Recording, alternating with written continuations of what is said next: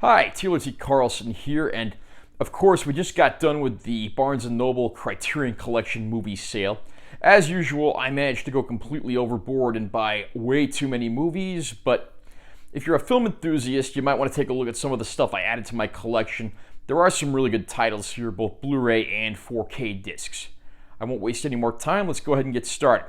We'll start with the 4K discs. First of all, we have Raging Bull, classic Martin Scorsese film featuring Robert De Niro, Joe Pesci, Kathy Moriarty, and several others. One of the greatest films ever made. I'm glad Criterion finally got the rights to this one. Next up we have Shaft, the blaxploitation classic starring Richard Roundtree. Very happy to be able to revisit this one, especially on the 4K format. It also, as an added bonus, has the second Shaft movie, Shaft's Big Score, on a Blu-ray. Double Indemnity, great noirish classic starring Fred MacMurray regarding an insurance scam that involves killing a woman's husband.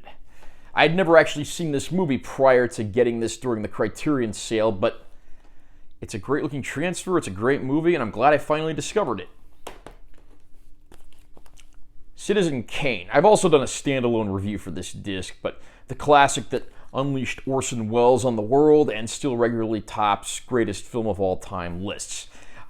Last of the 4Ks, we have The Last Waltz, also directed by Martin Scorsese. This is the band's final concert with a plethora of guest stars.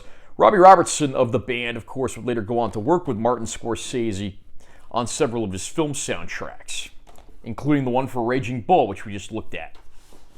And now we get to the Blu-ray discs. First of all, and this is one that took way too long to get on the Blu-ray format, The Flight of the Phoenix. Classic story starring Jimmy Stewart, Ernest Borgnine, Richard Attenborough, regarding a crew that's stranded in the desert and they have to build a new plane out of the wreckage of their old plane in order to escape from the fiery inferno.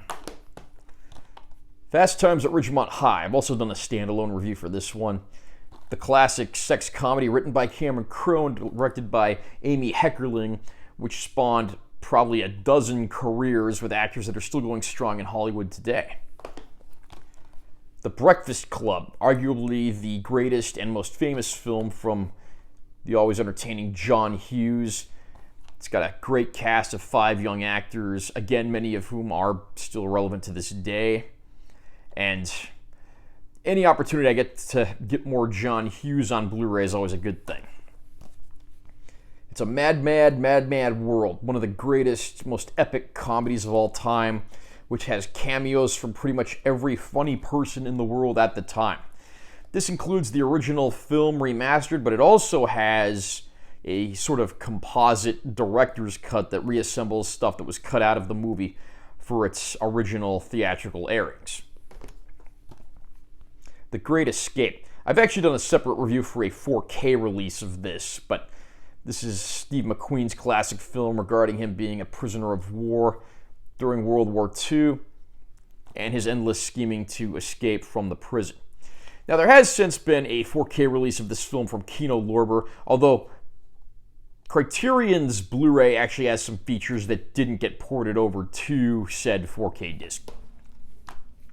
Destry Rides Again. Of course, my dad's a fan of Westerns, and that's largely rubbed off on me. This is a great old film starring James Stewart prior to his service in World War II, and definitely one of those that I was happy to revisit. Criterion always does a good job with these old films, and this is no exception. And for the last entry here, sticking with the Western, we have 3:10 to Yuma, the original 1950s film starring Glenn Ford and Van Heflin. Certainly one of my favorite Westerns, and it always keeps you guessing, and there's plenty of suspense around every corner. This was actually remade in around 2007, and the remake's actually a pretty solid film as well. And there you have it for my most recent Criterion Collection Barnes and Noble sale haul. Which of these is your favorite movie? Did you pick up anything during this sale? Comment down below and let me know what you think. Also, remember to subscribe to this channel for more content because I'm always posting new videos. And make sure you give this one a like if you found it helpful. I'm Taylor T. Carlson. I'll see you next time.